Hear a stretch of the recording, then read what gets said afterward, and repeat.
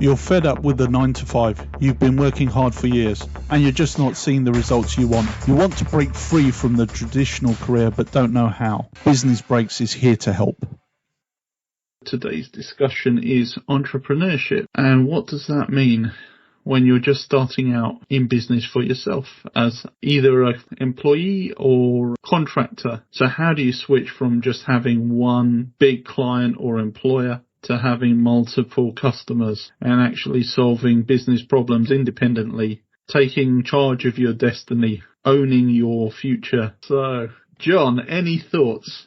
Well, I suppose one of the key things is to differentiate, what is an entrepreneur and what isn't an entrepreneur. So as you kind of said there, an entrepreneur, I suppose, is not somebody who has just set up their own company to continue working for one employer as an employee, but for tax reasons is doing it through a company. That's not an entrepreneur. That's still an employee. It's not a legal definition entrepreneur. But then I suppose the other thing is a lot of people who wouldn't consider themselves entrepreneurs probably are. I mean, historically, lots of people would call themselves self-employed.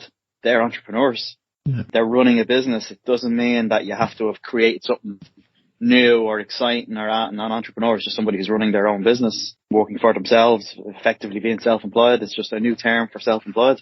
Yeah.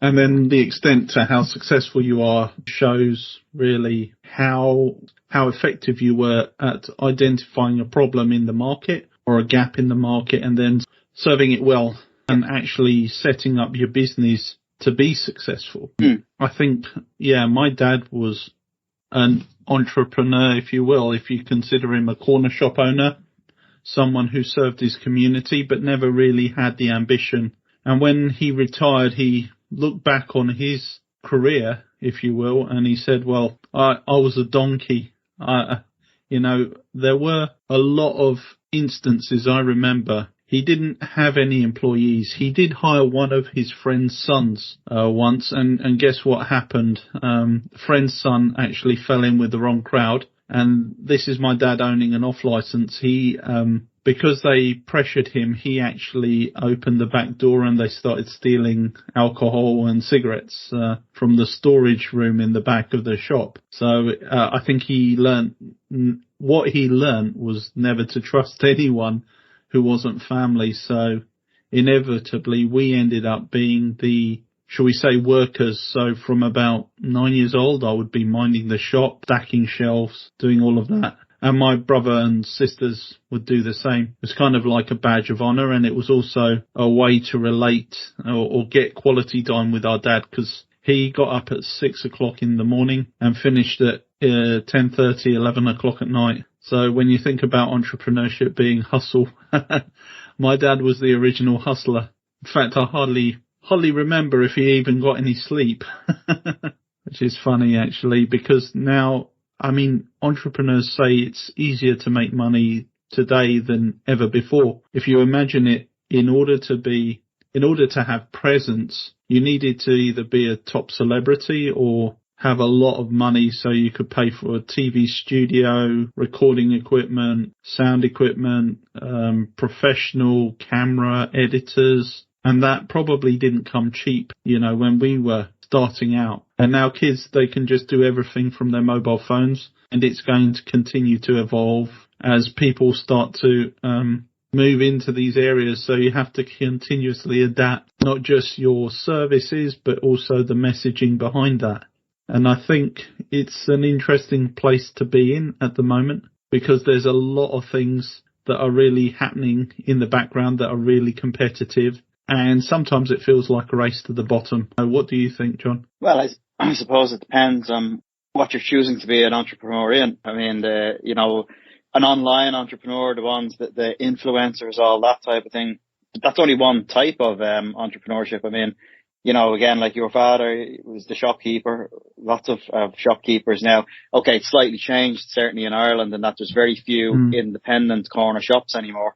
But what there are a lot of franchise holders. So there's a few brands, but it's still an independent shop. They've just gone in for that, but they are entrepreneurs. They're running a business. My father was an upholsterer all his life and, was self-employed. He did at various times. He hired people at one time. He was one of the largest bed manufacturers in Ireland. But again, he wasn't motivated to be the biggest or the best. He was motivated to just have the freedom that was associated with working for yourself, not having to report to a boss, being the boss. So it would go up and it would go down, and he didn't really care. He enjoyed the challenge, I think, of building it up. And then once it was built up, he'd take a step back, kind of leave it to run itself. It would collapse, and then he'd start from scratch again and build her up, and did that several times over his lifetime. But, you know, again, that's there. He was an entrepreneur, not called that at the time, just called himself self-employed, and that was it. Nowadays, you'll have plumbers, you know, bricklayers, electricians. They all go out on their own and they're entrepreneurs. Sure, very few of them call themselves entrepreneurs, but they are. You don't have to be having a YouTube channel with a million followers to be an entrepreneur. You don't have to be creating anything brand new. Actually, very few successful businesses that, you know, you would think of as, well, they were entrepreneurs. Very few of them created anything brand new. You know, you look at Google, there were search engines long before Google. They weren't even trying to create a business. They created a product that they tried to sell to somebody else. Nobody would buy it. And by default, they ended up doing it themselves. And then it just, their search engine was that bit better than everybody else's. Most people use it. The same with, you know, Steve Jobs and Apple in the shed. They were entrepreneurs, but again, they weren't inventing that new. They were taking what they'd seen in other places and improving it and selling it to a different market. So, you know, I think there's a lot of entrepreneurs out there who just don't consider themselves entrepreneurs. They're thinking that, no, to be an entrepreneur, I have to be in the IT space. I have to create a new product, a new software. I have to be online. I have to have followers and that. And, well, actually, no. And to be a successful one, you certainly don't need to be creating that new. What you need to do is use something that already exists and improve it. Yeah. So improvement is very much, I guess, a key to success. If you define success as commercial, but yeah. I guess there's also other, shall we say, measures or definitions of what success could mean. That's it. Like with my father, success was freedom. He didn't work, you know, 16-hour shifts every day. He'd do it at the beginning. He'd work hard at the beginning to build her up. But once he built her up, he was happy to step aside and leave it. And then it was, you know, again, I suppose it depends on the mindset of the people that you have working for you. They weren't entrepreneurs. You know, they weren't business people. So once he'd kind of start stepping aside and leaving them to run the business, it would tend to start going downhill, and he'd kind of let it. He didn't, you know, mind. They'd then start going out. They'd go off to work on their own, but wouldn't do it successfully. So then his business would kind of come to an end, but then he'd start up again from scratch and build her up. The one thing he always did was the machines that you use for making beds, tape edge machine. He had his tape edge machine and always kept that. Never transferred that into a company. That was always his, which meant he always had it to start from scratch again. But his idea of success was not money, it was freedom. And I'm sure a lot of people, that's my idea of success. I'm not out looking to be a billionaire or a millionaire. I just like the freedom of being able to pick and choose what projects I do, what I get involved in, what I don't. And when I want to have a break, I can take a break. Yeah. And freedom's so valuable. I mean, when you think about it, modern employment is modern serfdom, where you have a lord, an overlord, your executive or your boss, who tells you exactly what to do, when to do it, and then they either reward you or they punish you. And that punishment could equate to a sacking, could equate to a warning, could equate to a poor performance review, which leads to either less or no bonus whatsoever. And that's frustrating as well. I mean, when you think about it, adults being treated like naughty kids because they didn't deliver results, and they can't explain away why they didn't achieve the results they should have done. But again, maybe it could have been for a number of reasons. Maybe the results were unrealistic. Maybe they didn't have the tools. Maybe they just didn't have the skills. And, or maybe something happened externally that was outside their existing level of capability. And it may have been something in the market. Because usually a business, doesn't matter how good the business is, doesn't matter how sound the fundamentals are. If you have something like a pandemic or even a war, that's going to blow your business out of the water potentially unless you're able to pivot or adapt. I guess that's and if you're a brick and mortar business in the Ukraine, that must be a challenge. Yeah, there's challenges, I suppose, with being an employee and challenges with being a self-employed and entrepreneur. Yeah. I mean, you get the security with an employee. You're not responsible for being paid. The employer has to figure out how their business is going to generate an income to keep you a salary. And then obviously even processing your payroll so that your tax is deducted at source.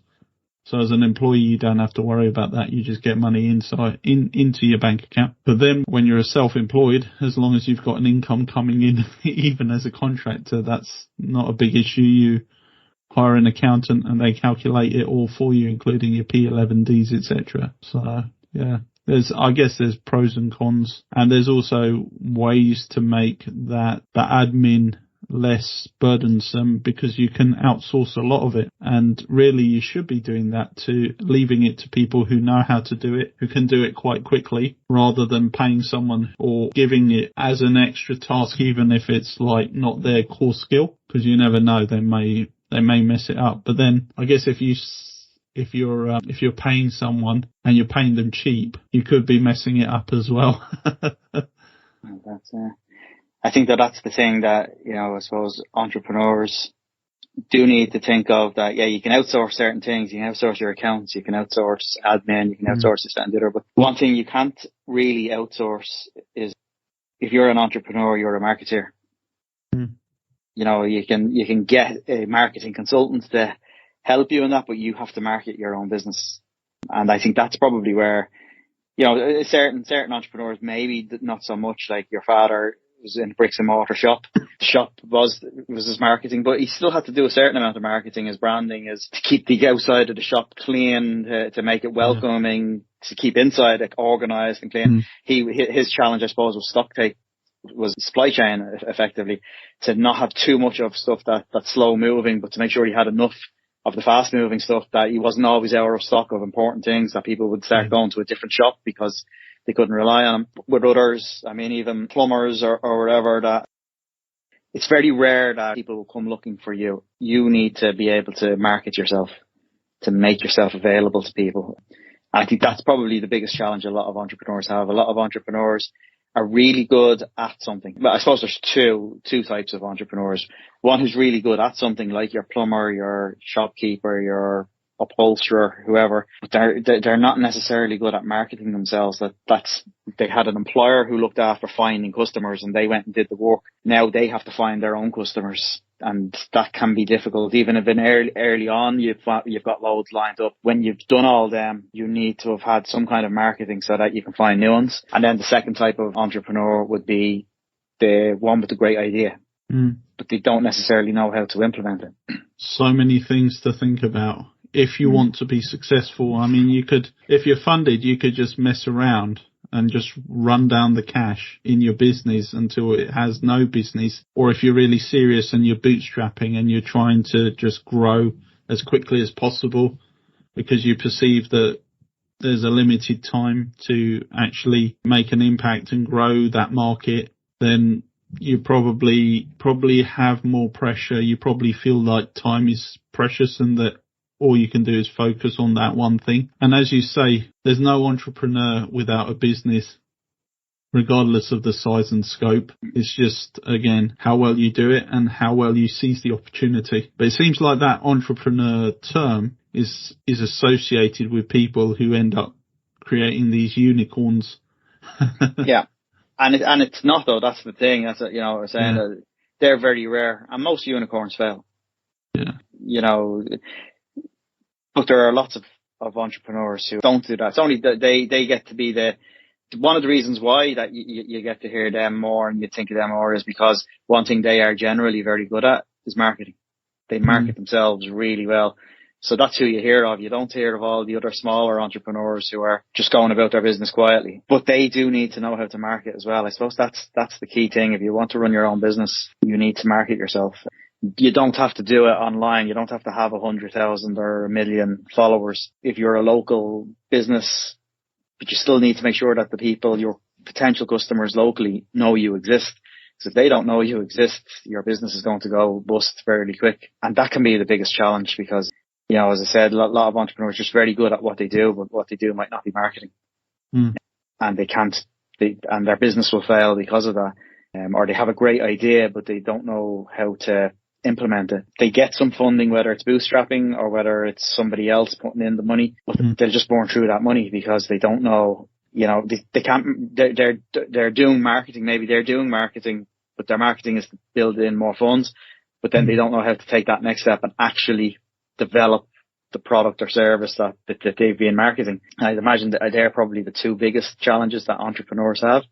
The successful ones manage to balance the marketing and the practicalities of delivering a service or product. And that's the key challenge, which is why you'll often find a lot of successful entrepreneurs are on their third or fourth business. They've learned the hard way. You know, they've at least one, if not more, failed businesses behind them because they got the balance wrong. They didn't market enough, or they marketed great, but they didn't get the practicalities right. And it's, you know, later on, they get the balance right. They've learned from their mistakes and they've done it. So I suppose that's the other thing. If you've got any budding entrepreneurs, it's a failure shouldn't put them off as long as they learn from it. If they go and do the exact same thing again, they'll get the same results. But if they've learned, what did they do wrong? And it'll generally be one of those two things, because that's, I think, the key thing to entrepreneurship is get the marketing and get the practicalities right. You know, I'm using practicalities to mean product or service. You know, it doesn't matter what you're doing as an entrepreneur, whatever your business is, but get the key things right there, but marketing as well, and get that balance right. You know, you've seen so many of these, you know, budding entrepreneurs who get the marketing perfect, but it's all vaporware because they didn't get the other side right, and they never actually delivered a useful product or service. So you need to get both right. Yeah.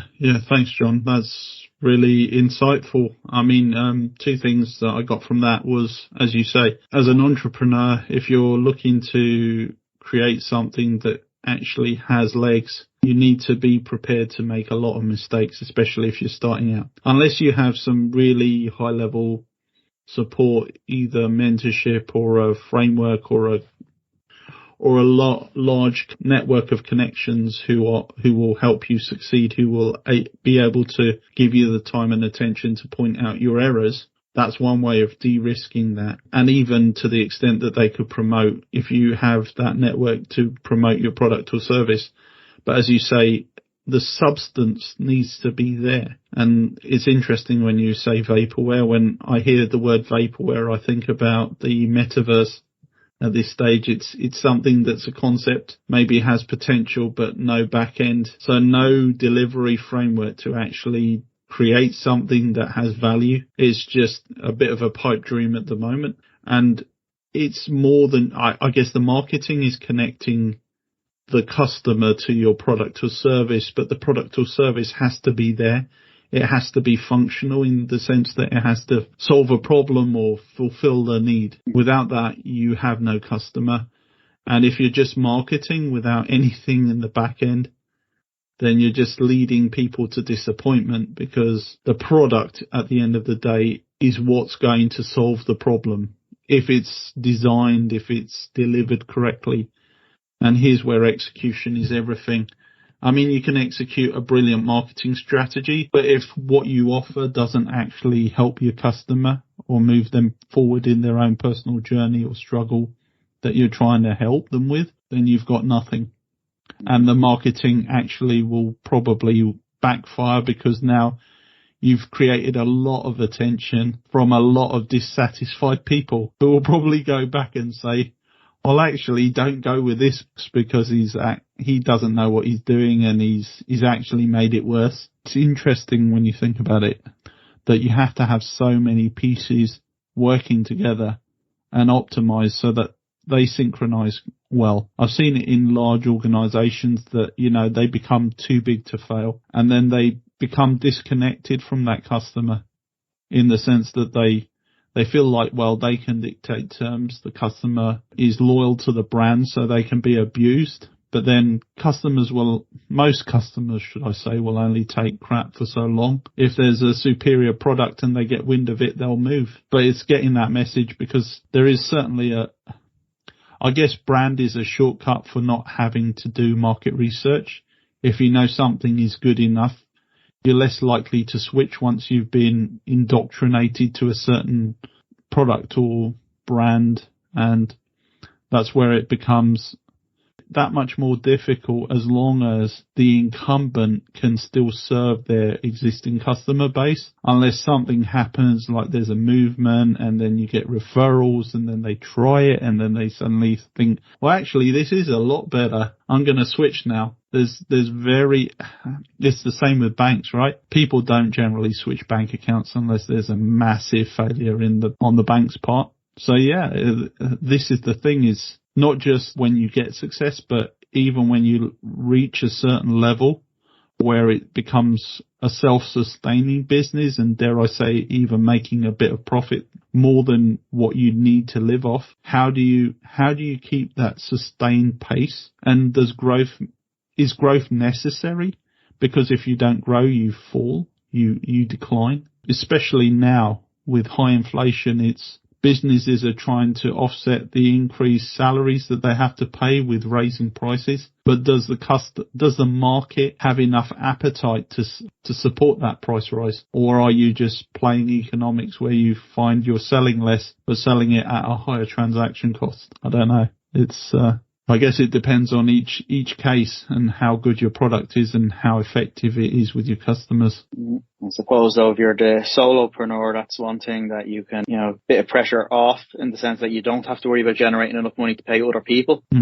And if your business is starting to fail, if you either understand accounts yourself and are doing them, or if you have a good accountant, you'll get a heads up. Yeah. Whereas as an employee, your heads up will come when you're kind of being handed your notes. But as the main guy yourself, you'll have warning. You'll see it's going down, and whether marketing or product or service will make any difference, or if it's just. But again, that's just, I suppose, that's business. It's not just current. It's always like that. That it's always been like that. Or somebody will deliver something better if you haven't developed. If you've just doing the same thing, like, the plumbing example here in Ireland, plumbers who haven't kept up their training can't do gas boilers, gas installs anymore. They have to have kept up. So they've lost out a lot, because oftentimes that's that people are looking to get their gas boiler serviced or whatever. And that's how they then find a plumber to do other things. But then also now, in a few years' time, they're banning new gas boilers to get heat pumps. So again, if you haven't been keeping up with that, you need to be either preparing to retire before that happens, or preparing to have trained yourself up. And a heat pump is a completely different thing, because it's got nothing to do with gas at all. It's electric. So, how are those type of entrepreneurs going to walk through that? How are they going to prepare for that in the future? Those who aren't preparing for it are going to be in trouble when it happens. Yeah, well, retraining is a constant, isn't it?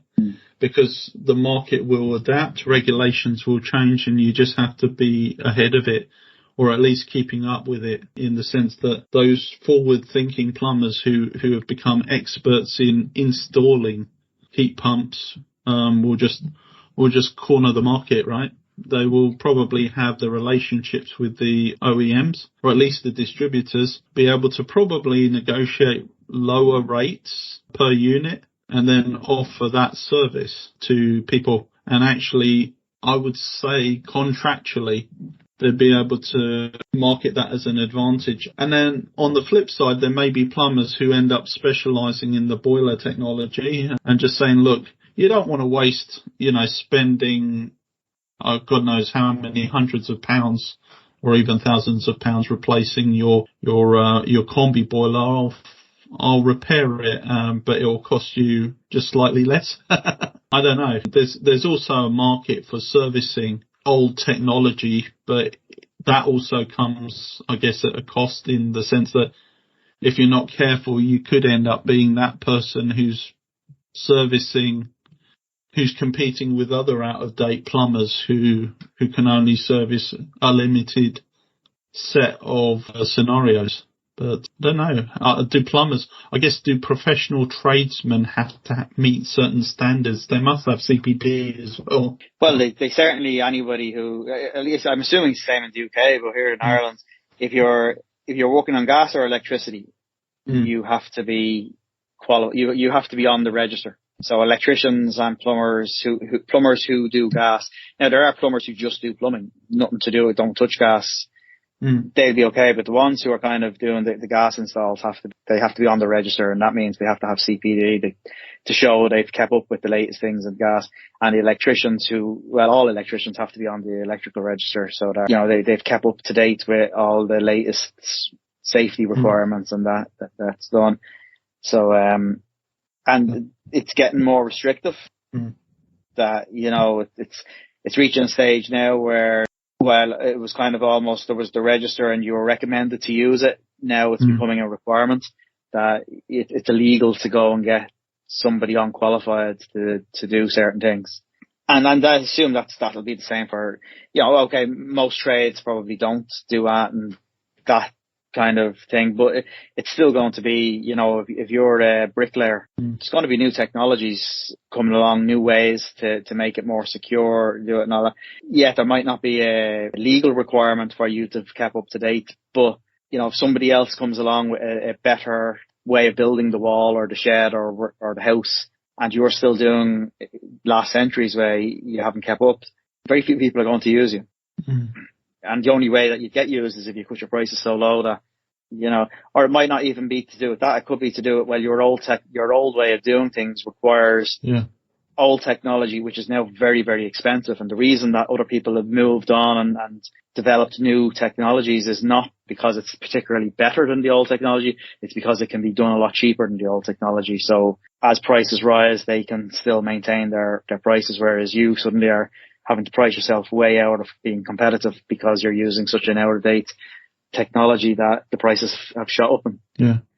And coming to that point, really, gas is quite an inefficient way to heat a home, I imagine, with renewable energy, with the fact that you only need wires rather than pipes to transport the energy to the home, I guess, especially with the prices of gas these days.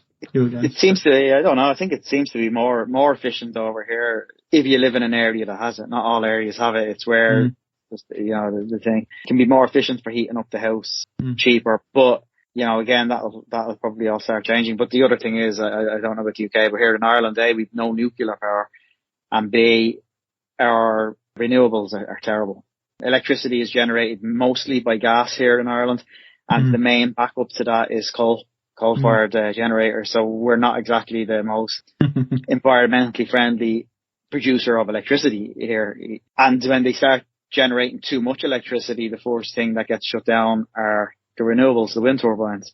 If too much electricity is being generated onto the grid, they shut down the wind turbines. You have to be kind of thinking, would you not be better off shutting down the gas turbines and using up as much thing? No, that's not how it happens. They shut down the renewables if they start generating too much electricity. Can't be good for the carbon footprint. No, we're terrible for that. So and you can drive all the electric cars you want in Ireland, but they're all being powered by not efficient, not renewable energy. The electricity is being generated by very poor things. So, but I suppose that's nothing to do with entrepreneurship. That's just unless an entrepreneur comes up with a better way of doing things. Well, mind you, it's not like the cars themselves run on gas. They need petroleum. So, and when you think about how it's mined, how it's shipped, and all the waste from it, it's probably still better to burn gas in order to power an electric vehicle than it would be to ship petroleum or diesel. I'm sure it is, but it's just not as much of a saving as somewhere like that has a proper renewable thing. But again, here in Ireland, they don't tend to. Entrepreneurs aren't really looked after. There is no. Here, they just, most of the governments, they don't incentivize it. Exactly. Most incentivization goes towards foreign direct investment of large multinational companies. They're very poor with how they encourage entrepreneurs here. They don't encourage them at all. I mean, two of the most famous recent ones are the guys that create Stripe. But they went over to the US to do that. They developed it here in Ireland, but then they have to get it to grow. They've gone to the US because there's no benefits for them here in Ireland. There was no help for them here in Ireland. Now, if they were to come back, and they've got offices now in, I think it's up in Loud. Well, wherever, they've got offices here now. They've come back over to Ireland. And now they're getting the things because they're bringing effectively foreign direct investment in. But you're kind of thinking, they should never have had to leave. They should have been able to do all that they did in the US. They should have been able to do here. We should have had the incentives and the benefits here for them to do it. But I think the UK have much better incentives for entrepreneurs as well. Although I'm not 100% certain what they are. I know one of them, you can get if you sell out after 3 years, is it £10 million tax free you can get for your business over a lifetime. So it's not just for one business. It's, if you're a serial entrepreneur, the 10 million is for everything total. It's not each. But here in Ireland, it's 1 million euros. You know what I mean? And that's only recent. That's only a few years old as well, that they really had to be forced to do that. And they didn't want to. You can't do it in a tax efficient way to pay with shares here. So, you all these billionaires and multimillionaires from the early days of Google, because they effectively worked for almost for free, but got shares in the company in return, often doesn't pay off and you lose out. You worked for nothing for years. But in companies like that did make it successful, you've now really gained because you had shares in that company from the early on. But here in Ireland, that's not a tax efficient way of doing it. So very few companies do that because it would actually be penalising the worker. They'd be paying tax on stuff that they didn't get any cash to pay tax.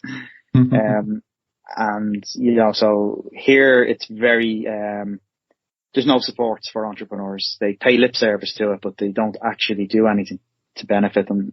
I'm not sure how much better it is in the UK. I think one of the best countries in Europe is Germany, because there's lots of small family-run companies in Germany, and they do encourage it. But I think that's probably one of your biggest challenges with being an entrepreneur is no support here in any way. I'm not sure, as I said, in the UK, what way it works. Yeah, well, I mean, loans for a start. I know that in the UK you can get a business loan if you're just starting up your shop. They do have, and I've never tried it, they do have grants as well if you've got some compelling investment scheme. And certainly for industries where you're expecting to set up a factory, I think you can certainly get grants. So, for example, battery technology for vehicles. I know people have successfully applied for grant tech company. You can always, there's a healthy startup scene where investors can invest, and I believe that the investors themselves have so many tax breaks. For example, if you invest in a startup, you get 50% back. I believe there's some scheme like that. And also, if you're a high rate taxpayer, I think you get something of the tax back on your investment. So it's almost like zero risk if you do lose money. They have similar things like that here, but again, that doesn't necessarily benefit the startup. Except for giving them cash. Yeah, sorry. There's so many hoops to jump through, and even like that, you have to be a particular type of startup company with high growth potential in the short term. Export the product or a service rather than doing it for Ireland. There's so many issues that it's. You just think, well, if you've de-risked it because you've created a successful business that's growing, why do you want to take anyone's money and then get tied to obligations and unnecessary attention that may actually derail your success? And like one of the classic things here. This is how sly Irish politicians are for paying lip service to it. Is they'll tell you, well, a startup company in its first 3 years of thing doesn't have to pay corporation tax. And that sounds, that's good. Then that means you could leave profits in the company. But A, how many true startup companies are going to make profits within 3 years? Yeah. Not that many of them. But B, and here's the kicker, this is the slyness of it. The corporation tax, you are still charged corporation tax within that 3 years.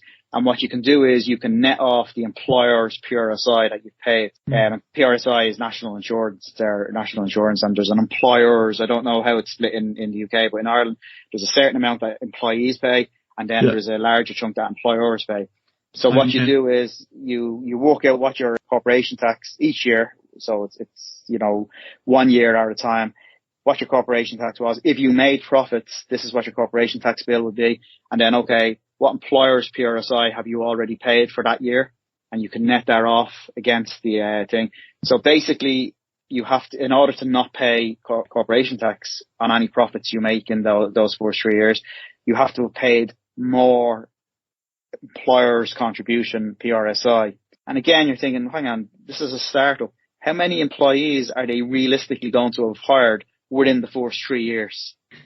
If it's a true startup, chances are it's only one person for the first year, and that person is the owner, is the proprietary director, which means they're not paying employers PRSI.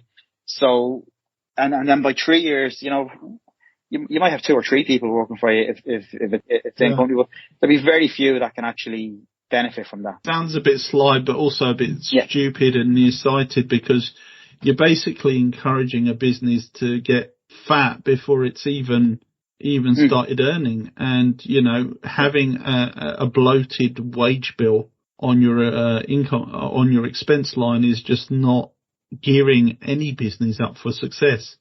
No, so and it's not like it's unheard of. I mean, there's limited liability companies, LLCs in the US and in other things, where if you leave the profits in the company, you don't pay tax on it. Any money you leave in the company, you only pay tax when you take it out.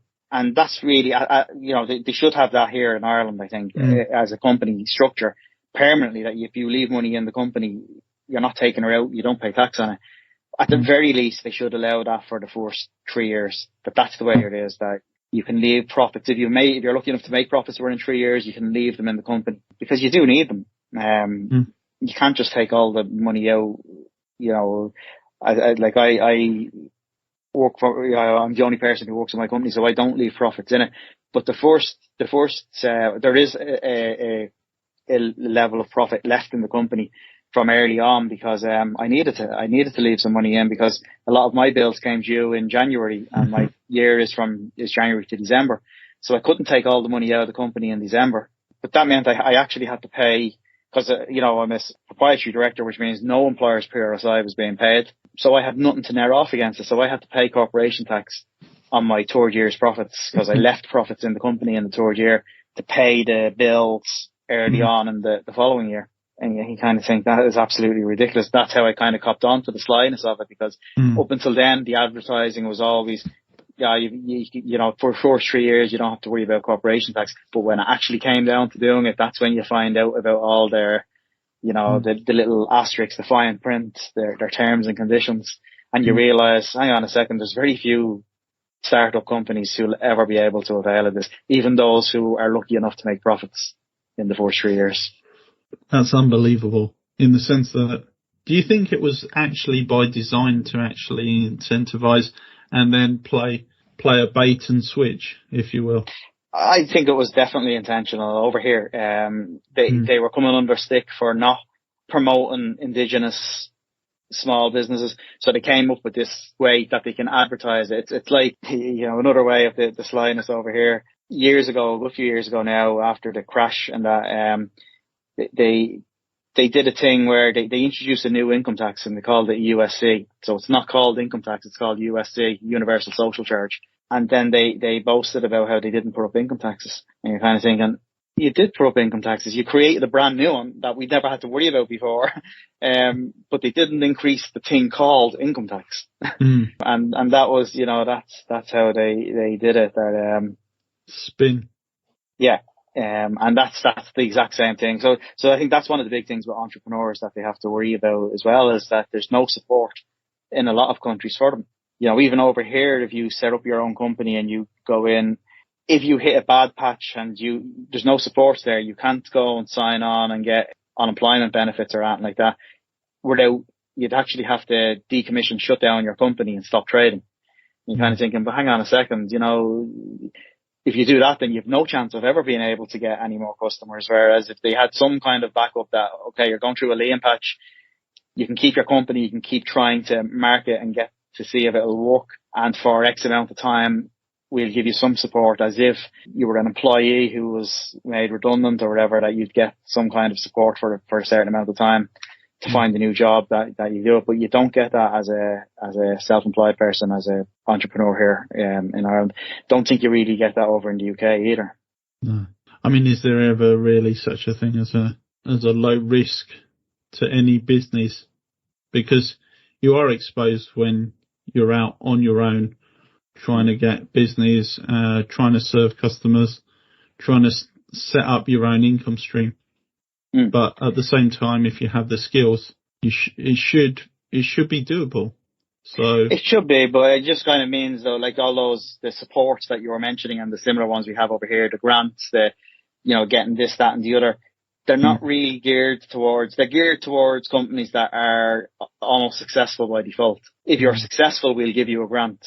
And you're kind of thinking, yeah, but I'm not successful yet. I need certain supports in order to help me become successful.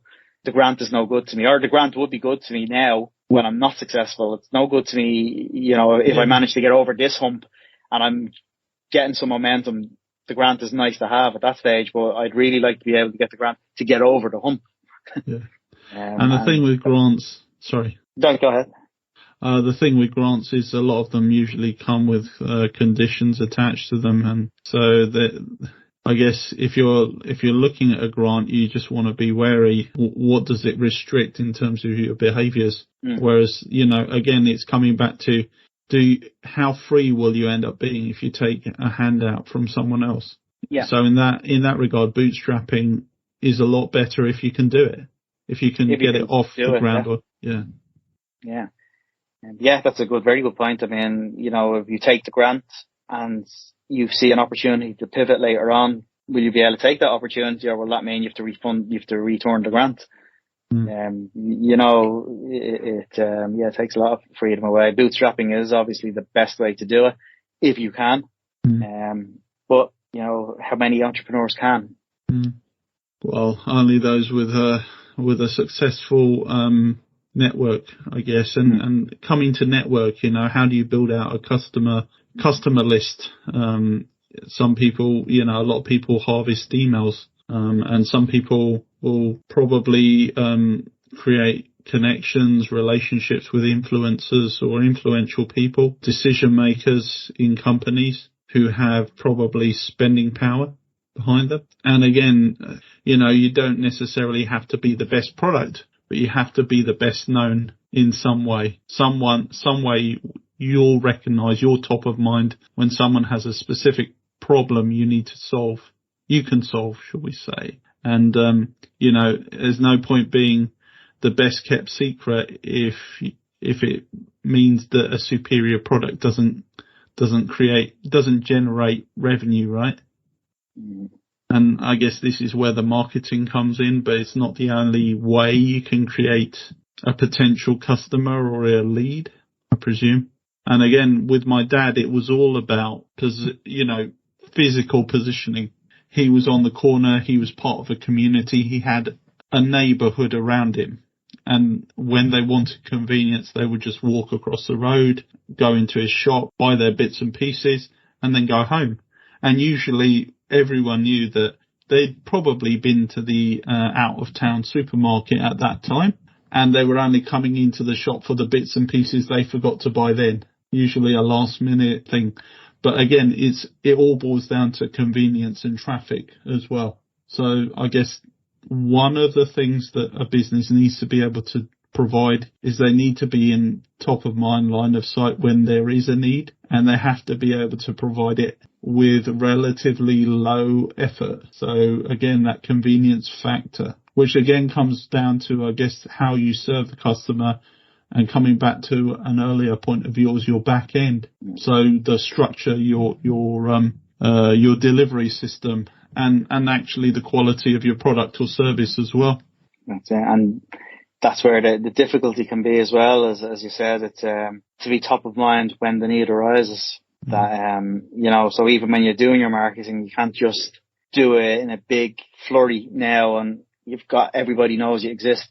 If it's a service or a product that people don't need right now, they need it in 6 months' time. But in 6 months' time, they've forgotten all about your marketing, your big flurry now, and somebody else has come along and just happens, because luck plays a big part in it. I think that's another thing as well, that entrepreneurs who fail aren't necessarily failing because they didn't do something, they did something wrong. They're failing because the luck just didn't go with them, that the timing was just that bit off.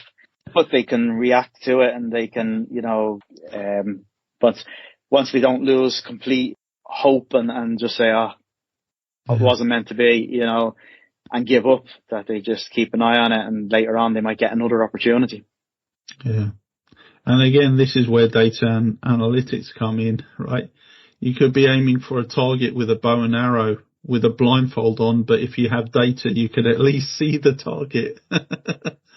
And yeah, I think I agree. Luck plays a big part, and it's how often you can psychologically pick yourself up when you fail continuously, because you never know. It just might be that last attempt, that next attempt. And you're thinking, well, I've got to keep sticking with it. And you think, maybe, is it that I need to adapt my behavior or approach, or is it just the timing is wrong and this is the right strategy? That must be a killer, as it were. Not knowing. To get the balance right between when am I being persistent and when am I just being stubborn. Yeah. Persistent with a good idea, or too stubborn to change a bad idea. And how do you know which is which? That's and again, that's probably your network that you mentioned earlier, having a network around you that to listen to them, that they might be able to tell you, oh, look, that was just bad timing, or no, look, what your idea is just not that good. You need to adapt it. You need to pivot. You need to, it's a great idea, but not for what you're trying to do. Go over here to this different market and that'll take off. And if you persist and say, no, this is my idea, this is who it's for, this is what I'm doing,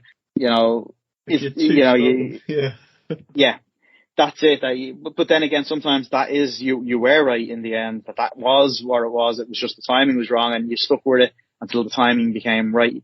But it's getting that right. That's the key to it, and that's where luck comes in. Yeah. That some people are just unlucky that they'll think, okay, it's not working, I'll pivot.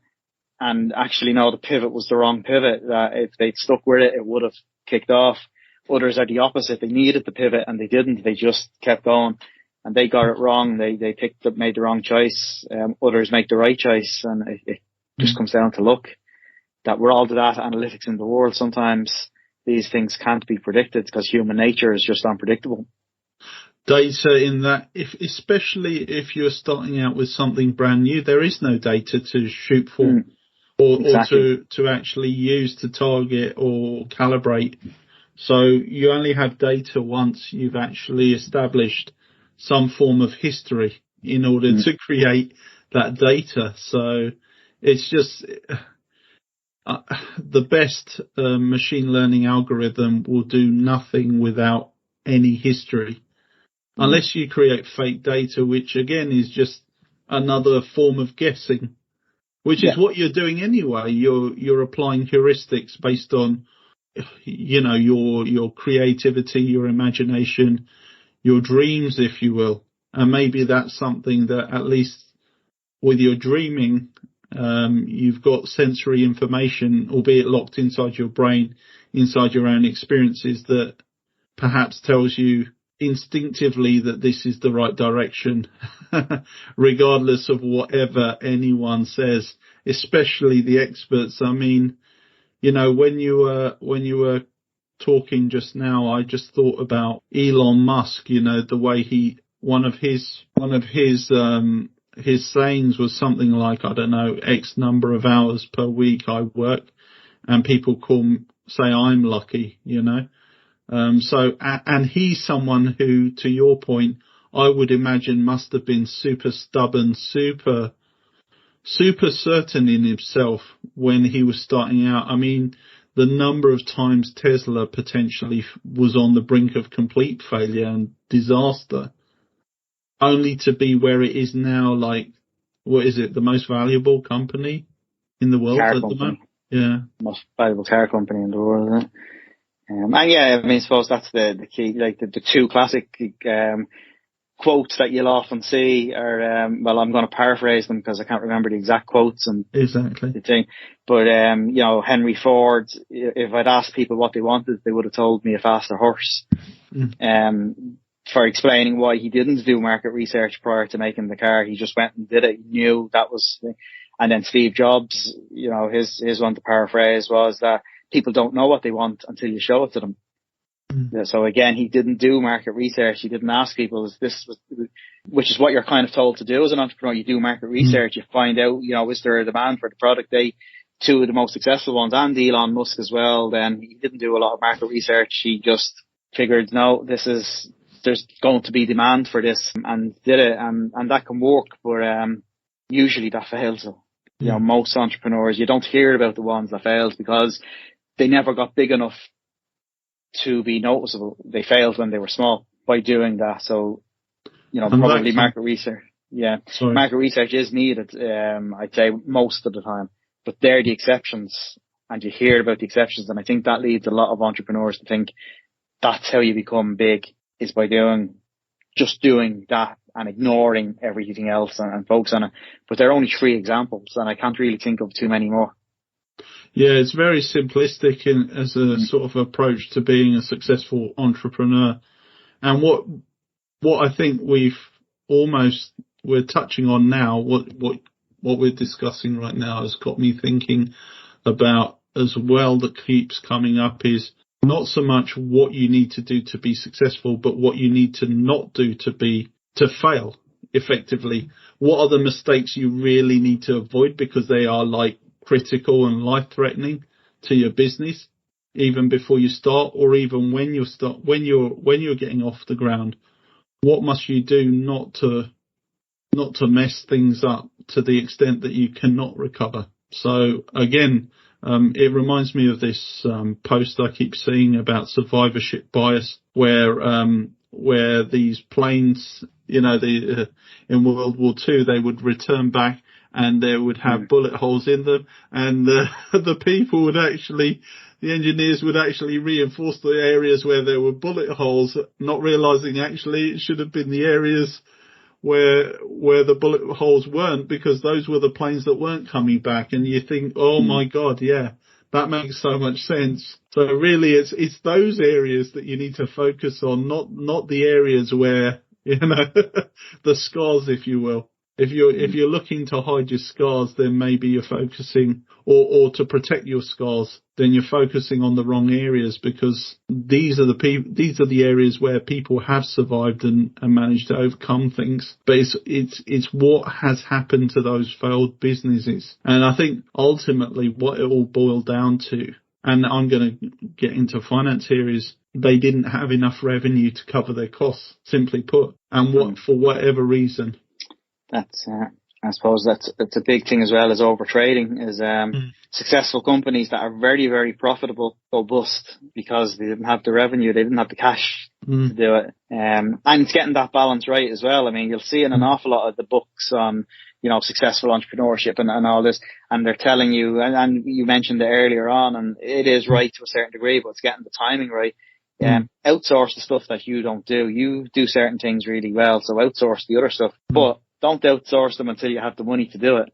Yeah. Exactly. You know, a lot of people will just try to outsource quickly, and, you know, I can't do that, get somebody else in, but then they've got bills that they have to pay before they are making profits. Whereas it might be better off, well, you know, I don't do this well, but come up with some kind of a system where I can do it well enough for a while before I have to get somebody else in. And by the same token, then you've got the other extreme where lots of people fail because they try to do everything themselves, even things that they're no good at. Yeah. You know, and it's again, it's like we said earlier, it's getting that balance right. That's where being a successful entrepreneur is, finding the balance. You got the balance between being stubborn and being persistent, you know, to not be too much, to get that right. And then you've got the balance between trying to do too much and trying to outsource too much and giving yourself expenses that you don't need early on. Trying to get that balance right as well. That all seems to be all about balance. I think the more we talk, the more it comes back to that extremes either way. But the problem is the people you hear about succeeding are the extremists. Yeah. And therefore everybody thinks I need to be extreme in order to succeed, and they're kind of not realizing yet. But like just a minute ago, we mentioned Henry Ford, Steve Jobs, and Musk, who were extremists when it came to market research. They did no research. They said, no, they don't know what they want. We have to design it. We know what they want, and we'll design it, show it to them, and they'll buy it. But, most companies that do that, most people that do that, most entrepreneurs that do that fail. But you never hear of them because they failed way before they got big enough to be heard of. You can maybe, if you put a lot of thought into it, you come up with a handful more people that did that just pushed ahead. But they're the exceptions. But they're the exceptions you hear of, and therefore a new entrepreneur will come along and somebody new has a business idea and they'll try to copy that. And they're leaving themselves out. I mean, how many thousands, if not millions of people have tried to set up a business and been stubborn and failed long before they reached any level of people hearing of them. They're the only three. And as I said, maybe if you put a lot of thought in, you'd get a handful more, but it's definitely not it's not a high probability of success. You need to do the market research, and and there are a lot of companies that do that, and a lot of very successful companies as big as Tesla, Ford, and well, maybe not Apple because they're the biggest at the moment, but very successful companies that do that. But again, because they didn't do anything spectacular, you don't hear of it. They just happen to be big companies. IBM, for instance, that was one of the biggest companies of its day.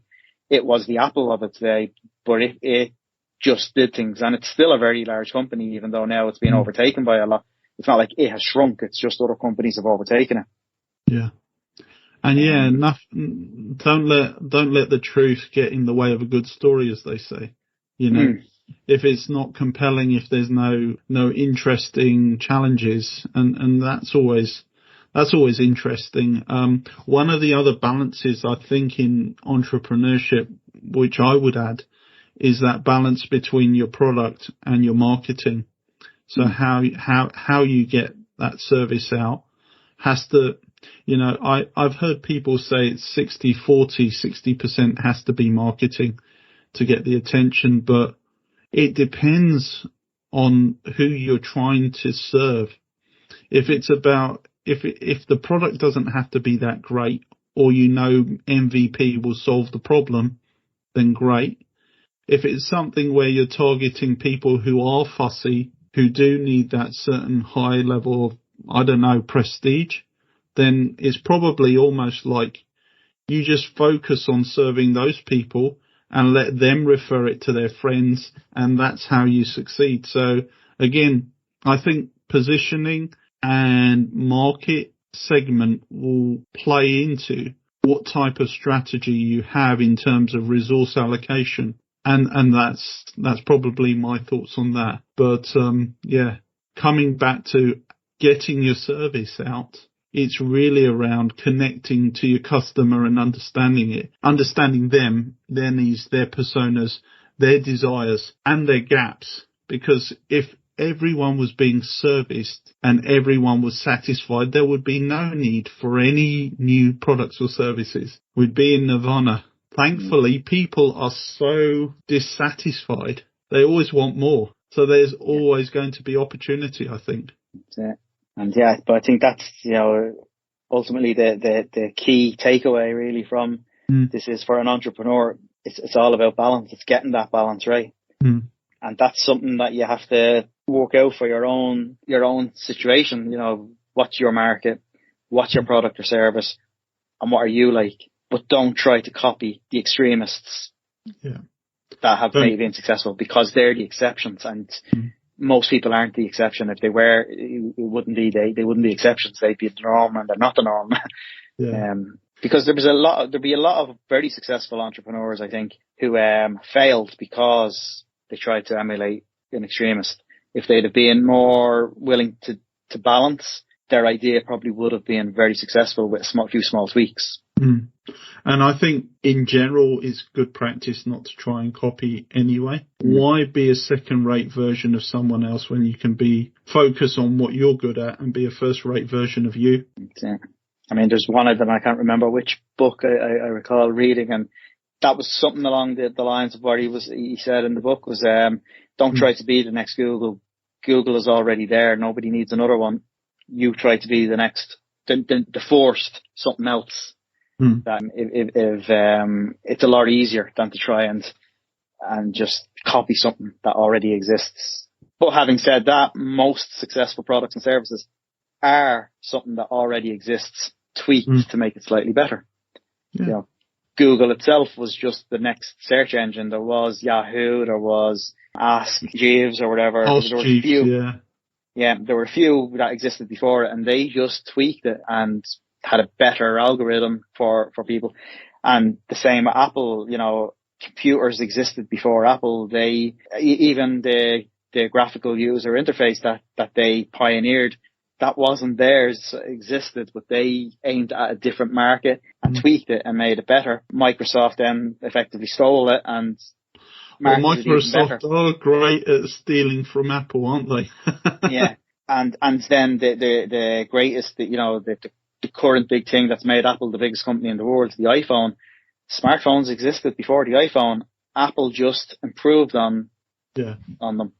And again, that's where they went better than everybody else because, you know, Samsung and Google initially with Android, they just tried to steal, you know, copy what BlackBerry were doing. You know, the original Android phones were BlackBerry knockoffs.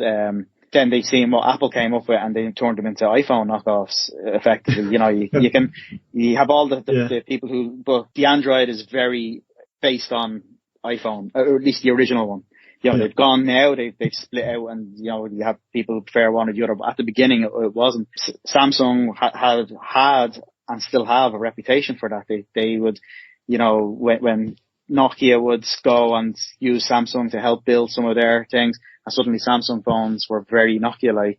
Then they were copying BlackBerry, and now they copy iPhones and the likes. That it's you know, but they just copied something that existed, and they never really got the success. Apple came up with a brand new take on an existing thing, and became very successful, and are still very successful. I mean, even though the others have copied them now and have tried to come up with, you know, other things, but most of the profits in the smartphone industry go to Apple and not to the others. You know, Samsung might have the bigger market share, but it's because of cheaper products that gets them the market share. The profitable products are all Apple. At one stage, I think Apple generated 105% of at one point it was for one quarter a good few years ago, but they got 105% of the profits in the smartphone industry. So what that effectively meant was all the profits were going to them and everybody else was making losses. I don't think it's quite that level now, but it's still something like 80 or 90% usually of the profits in the smartphone industry go to Apple, even though they don't have the biggest market share. But that's because the others haven't really come up with an improvement. Now, Apple haven't improved on it much either. It's all iterative at this stage. But that's the difference between just copying what's already there and actually improving on it, coming up with a different take that will service a different market. If you want to be a big, successful company, you know, which is not all entrepreneurs, most entrepreneurs aren't. They just small and they're saying, but if you're aiming to be one of the big, successful ones, you won't necessarily get that by inventing something from scratch, brand new. What you'll get it from is seeing something that's there now and seeing a way to improve it. That matters. That's a very, I agree with you completely on that. It's taking something that's already successful and making it even better and probably more creative by combining it with something else. Because again, if you try to copy something, you're probably risking being classed as a knockoff. But at the same time, if you try something from scratch, you're basically gambling. So it's trying to get, again, coming to your point, that balance between taking something that's a proven strategy that works and then extending it so it's something perceived as completely different that does the job better than its predecessor. And maybe it's taking a model out of context and then putting it in some other market and seeing how that takes off. And again, there's so many ways you can create a successful strategy, nothing has to be completely greenfield. Yeah. Wow.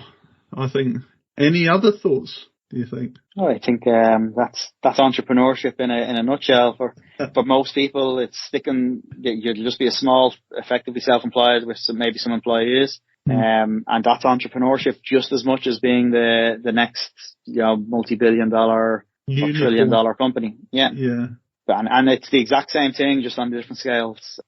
That will do it. That even if you're just a plumber going out and setting up your own plumbing practice, why should people hire you rather than sticking with who they've got already? Yeah, exactly. Which doesn't necessarily mean that your plumbing is going to be art and spectacular. It just maybe means that you'll give a better service. You'll be there quicker.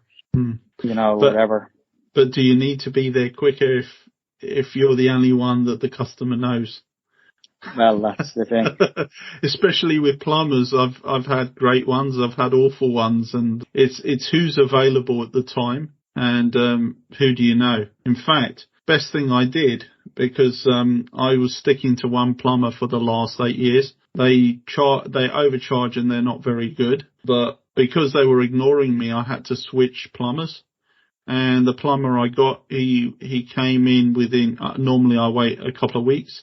He came in the following day and he did the job within an hour and no issues. Actually, my boiler works better than ever. And he charged me less. That's the other thing. So again, it's that complacency. Once you've got recognition and no one really challenges things, you can probably milk your customer base as long as you don't take too many liberties with it. So yeah, but there's always someone who's probably cheaper and better, who's willing to do it for less. And you just wonder, ethically, is that right to just exploit it? Because again, I think the other thing about business is really what we haven't covered in entrepreneurship is that trust equation is, do you want to be seen to be exploiting either your customer or your suppliers? Or suppliers as well. Like with your plumber, that you've got the new plumber, where he could be falling down now is the marketing bit. Yeah. That, people don't know he exists. They don't know how good he is.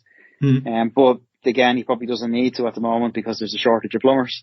But you'd think that with the other crowd that you've left, eventually they'll fail because more and more people will find a new plumber or somebody like him who will do it. So we'll probably do that for the next one. Yeah. This podcast shares experiences and insights gained from business, IT and digital finance. Hosted by two leaders who have made the leap themselves, this show is dedicated to helping listeners think differently about their career aspirations.